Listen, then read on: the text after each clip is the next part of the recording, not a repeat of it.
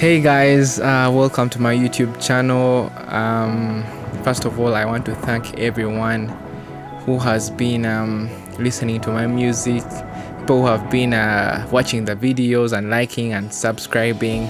I really thank you so much. And if you haven't subscribed to this channel, please go ahead and subscribe. It is free to subscribe. And also continue sharing the videos. I want to send special thanks to a few people. Anne Mulindwa is usually the first person to watch my videos. I don't even know how she does it, but I really appreciate the support. Caesarea, yes, I see you guys always like my videos, comment, and even go ahead to share the videos on your WhatsApp statuses. So keep on doing that. I'm really grateful. So today I'm going to be showing you how I turned this into this. Yes, this is a very beautiful song that was written by one of my friends called Michelle. I will tell you a little story about it as we go along. So come with me. Yeah, so I started making this song in 2017. Yes, 2017. I was actually in my first year and I had this very old laptop that was really hard to work with. It used to give me a hard time, like almost all the time. It would crash. But I was able to make something out of it. So this is what it sounded like at first. It was purely an EDM song. All those hype beats, really.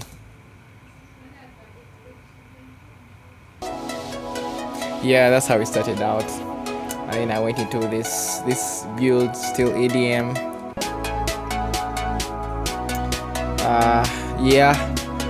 Then came the drop, which was still EDM. I'll just forward. Then came this drop.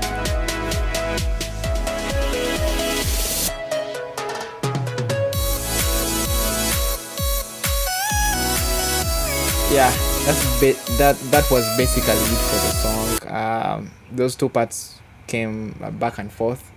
I really didn't have a vision for this song. I just wanted to make music. That was my goal at the time. So I sent it to a friend of mine called Michelle, and she liked it. She wrote some really great lyrics, and so I asked her to finish it, and she kept on writing small snippets of it and sending it to me, and I'll keep on prompting her to finish it. Years passed, COVID came and went. Oh, it's still here. I don't know. Yes, so I was doing this project with one of my teachers. He's a music producer.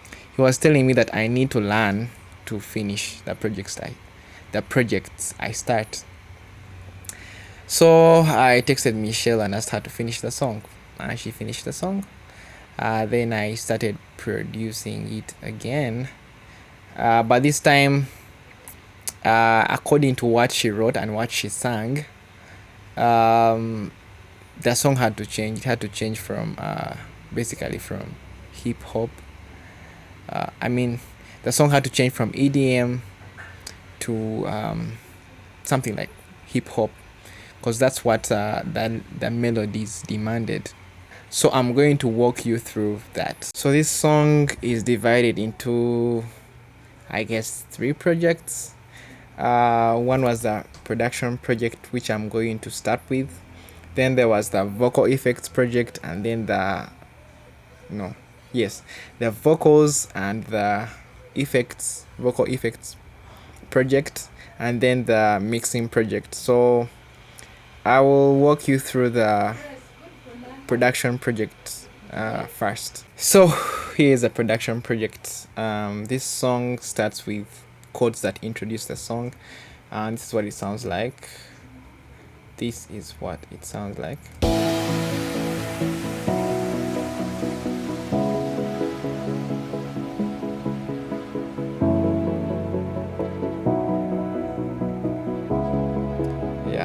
it has those chords. So how I made these chords, I'll start with this piano here. It's basically grand piano, but I put it through some effects. Where is it? I think it must be this one.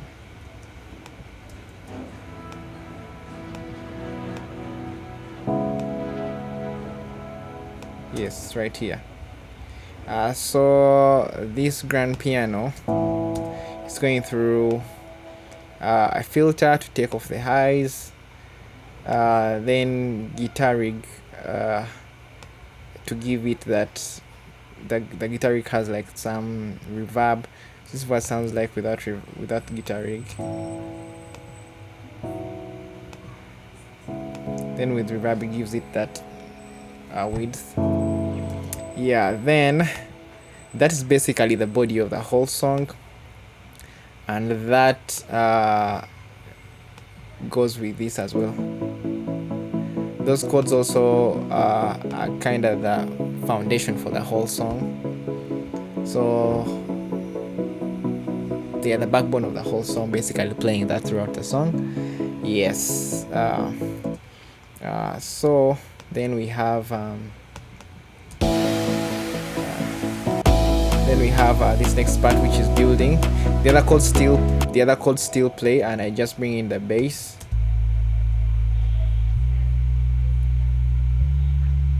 Yeah. Something about music production, each section of the song needs to have something that's unique, something that is a bit different from the section before, and that's what makes the person keep on wanting to listen to the song, because there's something new introduced every time, and that gives interest. Yeah, so went to that part. Yeah, then the second part of the in that part I introduced that clap. Where is it? Yeah, I introduced a clap. Yeah, and then I introduced also some guitars right here.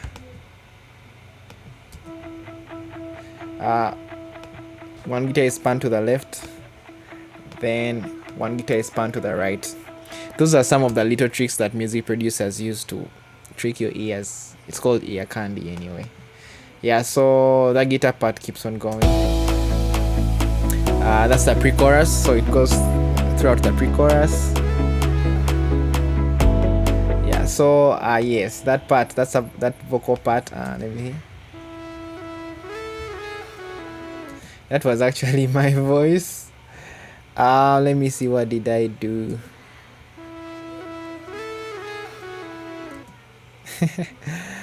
Yeah, this part basically has actually I don't remember what I did. I think I must have bounced it out. I don't know, because I see it has no effects here. Yeah, but I just said some random thing and I put lots of effects on it. Probably a drive and some reverb. That's how it came out. Sounds interesting. I think this is the chain for it. Yeah, auto-tune, filter, EQ, then some compression and delay, and then reverb, really. Yes. Then in the second part of that build I introduced another clap, kinda to go in between. Then I introduced another guitar. No, it's actually the same guitar, but now playing something different. So before it was just playing one note, then this time it was playing something different. Yeah, same guitar, but playing different parts. Then I kept on opening the filters.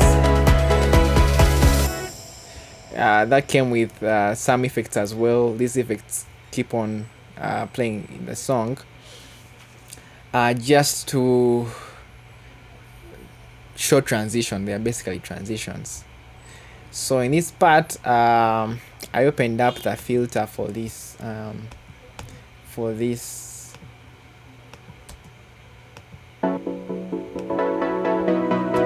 the part playing those gated chords. I want to show you what it looks like.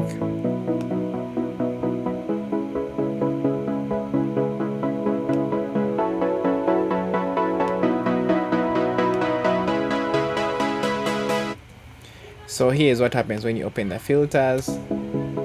Where are these filters? I really can't find them. I don't know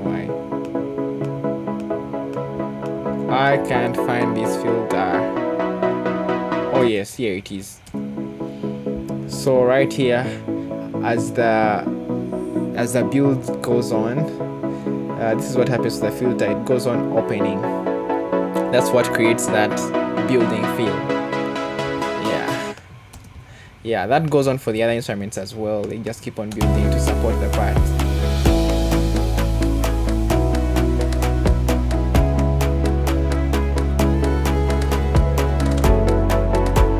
Yeah, that's really it. Then there is this small roll before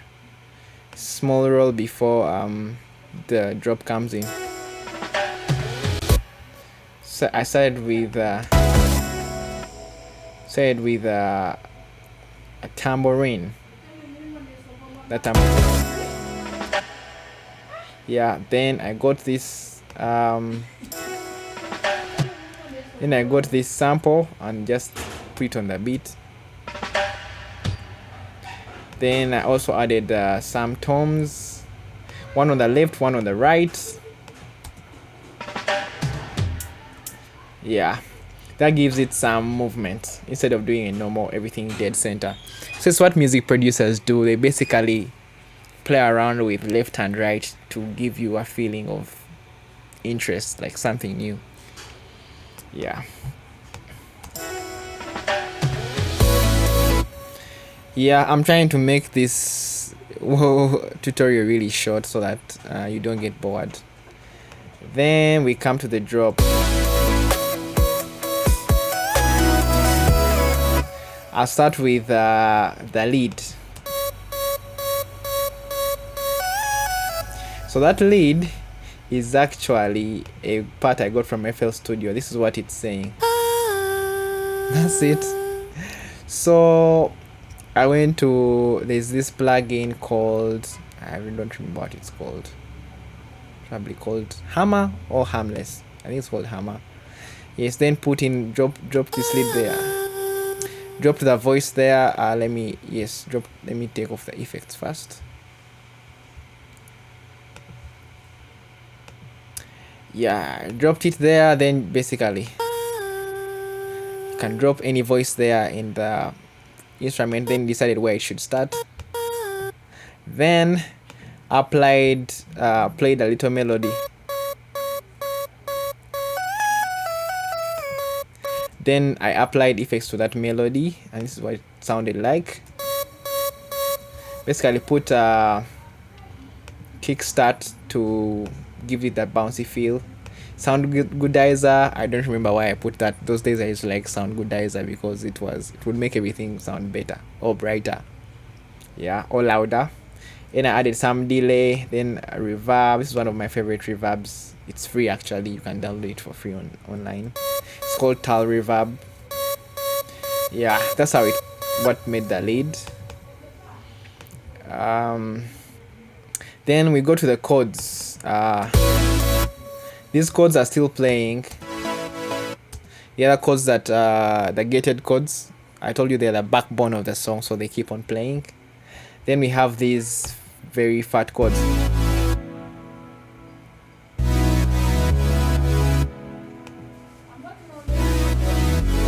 There's a bunch of stuff going on here.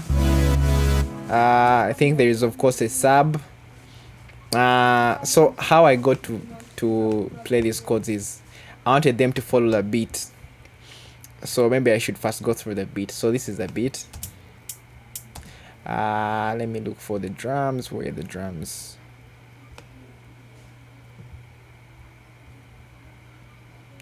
the drums are. Yeah, so this was my basic drums.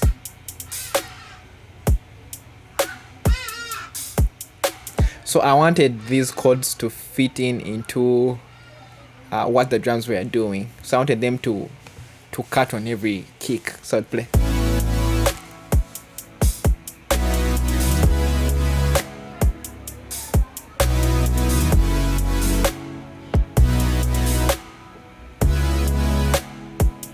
So this is what music producers do, really. They try to make everything work together.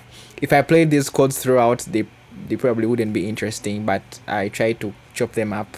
Like you see, at first they were really playing throughout, and I tried to chop them up, make them a bit interesting. When the snare comes, the chords cut.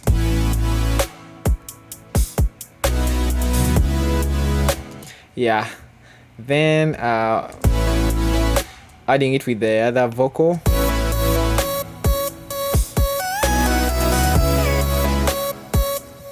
Yes.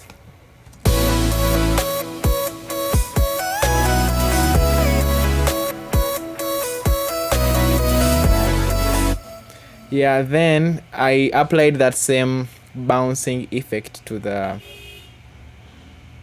all the chords. So yeah, like they are. Yeah.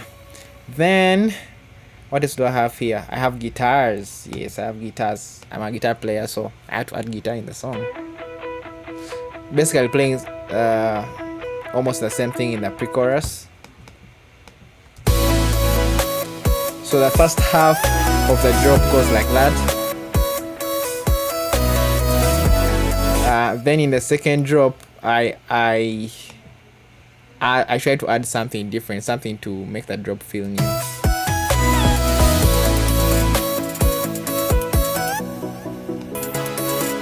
Now, from making it so chopped, I try to make it more continuous by adding these hi-hats.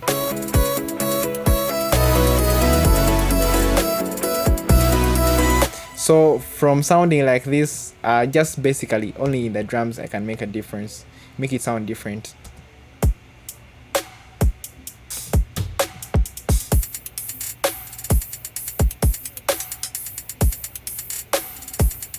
Yeah, just in the drums, and then I added something more that is a bit constant.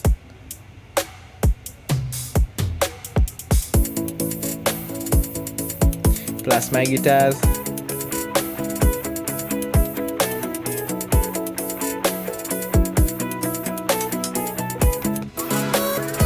Yes, then there's a little interlude before the second verse. There's something I've done, but I'll show it to you in the mixing session. Yeah, second verse is basically the same, but this time I add claps. Yes, I add snaps. Actually, they are called snaps. Same thing, but I add snaps. Remember what I told you about adding something new in every section of the song? Yeah. Then I bring in this vocal.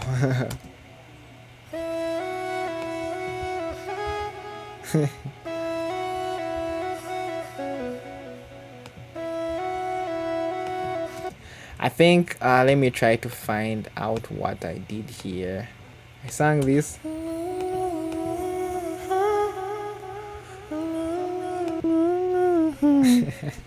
I sang this.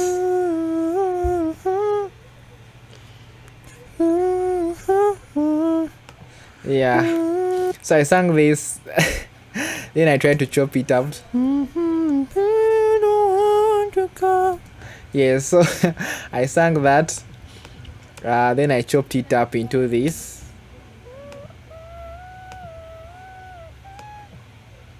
Pitched it up, I think, with lots of yes. Then when you add effects to that, this is what it sounds like. Yeah. Then I think I did a lower one, probably. Yeah. Yeah. So small things like that just really create some interest. Yeah, then I think I put some distortion over that. Yes, some distortions over that, and then it became this. So that's it about music production.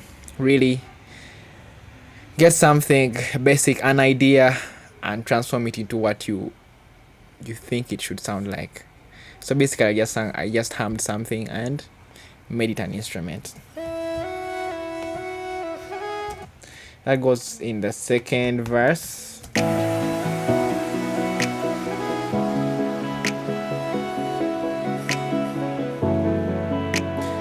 I think I sang a bunch of other things which I didn't add in the song. I don't know what this is. I don't know. Yeah, but yeah. Then the build is basically the same. I think I had the same build. Yes, I had the same build.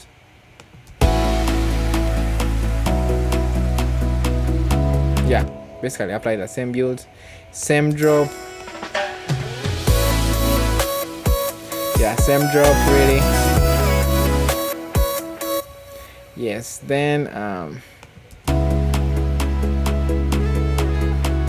oh yes, something I forgot to tell you about in the second verse. I think I did this. I apply the same thing, get vocals, add distortion, add some reverb, then auto-tune first, distortion, reverb, and get an instrument that sounds like this.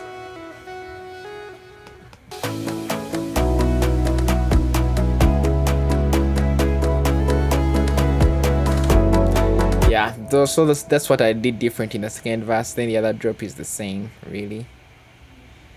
Yeah, so that's it for the music production session. Let's go into the vocals session. So here we are in the mixing session. Actually, this is a vocal session. I basically got the stems from the other session, bounced them into one file, which is up here, up this one here. Then I recorded the vocals. Michelle did a really great job with the vocals, and yeah, I added some extra things in this session as well, basically vocal things. Yeah, so you hear that in the background. I basically wanted to introduce the song, so I added something that's saying just listen to the voice of thunder, listen to the voice of thunder, and I pitched it up and I added loads of effects, and then I added a filter to kind of open it up, so it sounds like. So the filter goes on opening right here.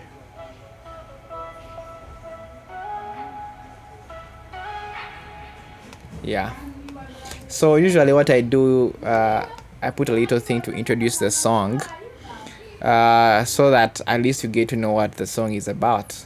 Yeah, do that for the intro. Then Michelle sang so beautifully here. In the heart of a flame, halfway through a fall. Yeah, then there is, let me see, the rest of the stuff was really the same. Then in the pre-chorus,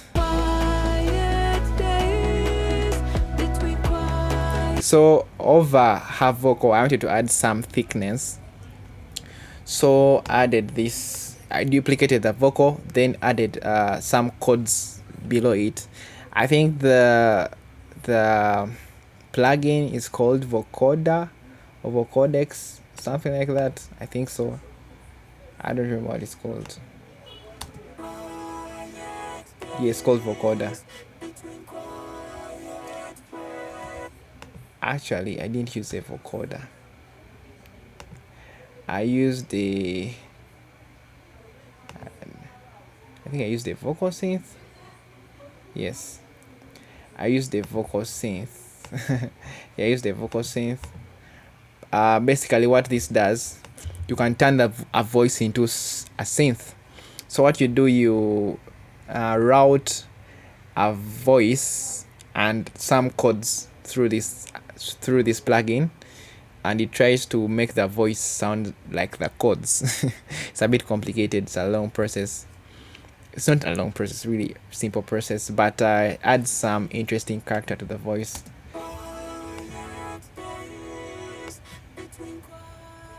That's what the voice sounds like without the chords.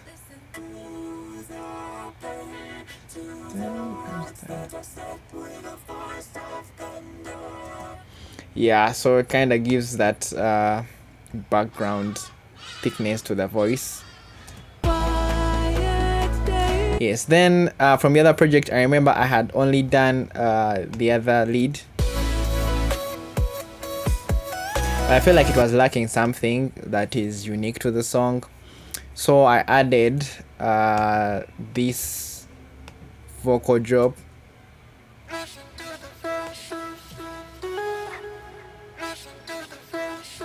It was basically saying, listen to the voice of thunder.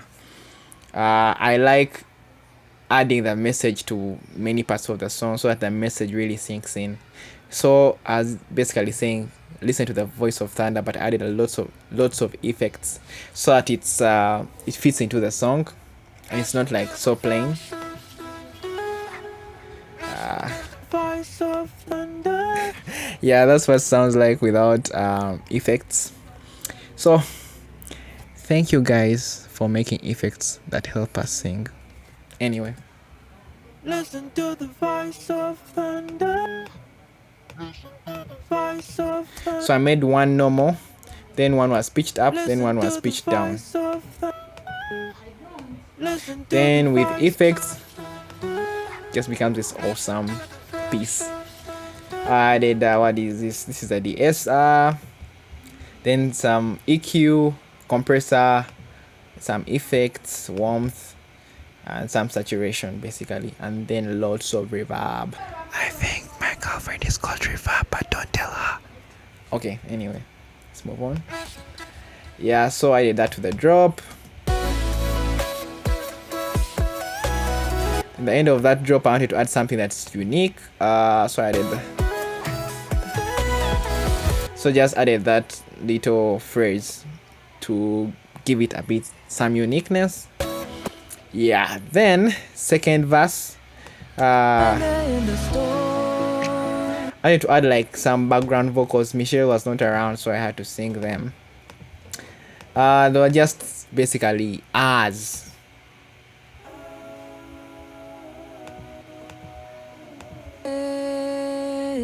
Just to give that background. Yeah, nothing special. In this quiet place, you find truth to existence. So why would you? Yeah, then second pre-chorus, I did the same thing with the vocals.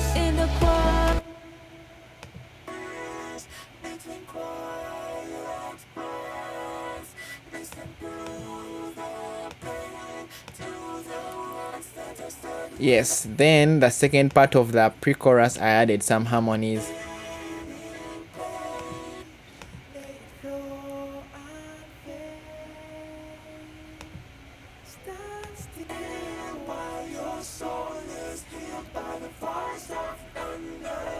That's basically it for this session. Just some basic vocal stuff that I added. Yeah, now let's go to the mixing session. Yeah, welcome to the last and final part of this video. This is the mixing session. So I changed all the stuff from the other projects into audio and brought them in this big project to kind of do the mixing. Sometimes my computer crashes if the stuff is really too much, if there are a lot of plugins going on. So I usually bounce things out, change them to audio, then take them to different projects. Yeah, those are disadvantages of having a slow laptop. Anyway, I think you can even hear it breathe. Anyway, so in this session I didn't really do much. I basically balanced out the tracks a bit. Then one of the things that I really did in this session was to make this part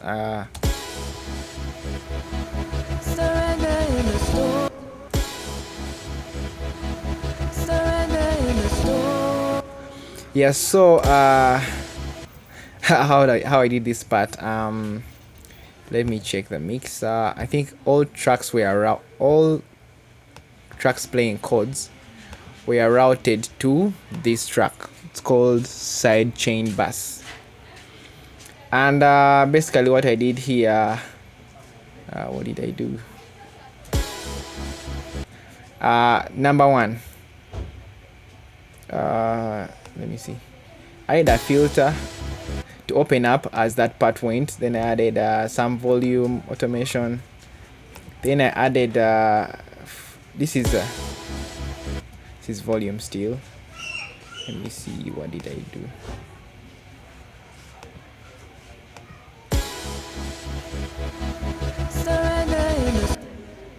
What did I do? Yes, so so there is this this balanced sidechain bus volume. So this is basically increasing the volume and decreasing it at a certain rate to create that effect. So what I did is the volume starts out increasing and decreasing at a slower rate. Then the rate goes on increasing to create that effect. So I automated the rate at which it does that, and that's how it came out.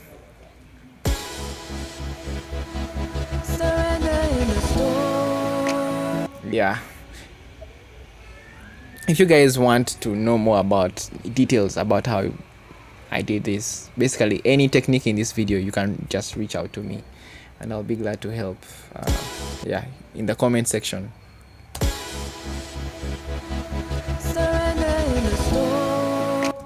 Yeah, that's what I really did for this project.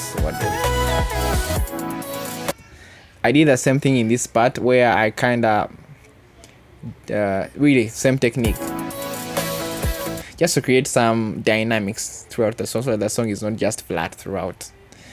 Yes, then I did the same thing at the end. I think I basically just like this effect. Yeah, this time I did the reverse. The other time it was going up, this time it was going down. Another thing I did, I sidechained everything to the kick so that when the kick hits, everything ducks. What is helping me do that is this plugin called limiter. So every time the kick hits, everything goes down. Without it, this is what it sounds like. But with that effect enabled, this is what it sounds like. Every time the kick hits, everything goes down.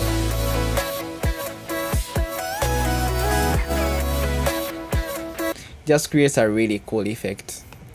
And after that, everything was done.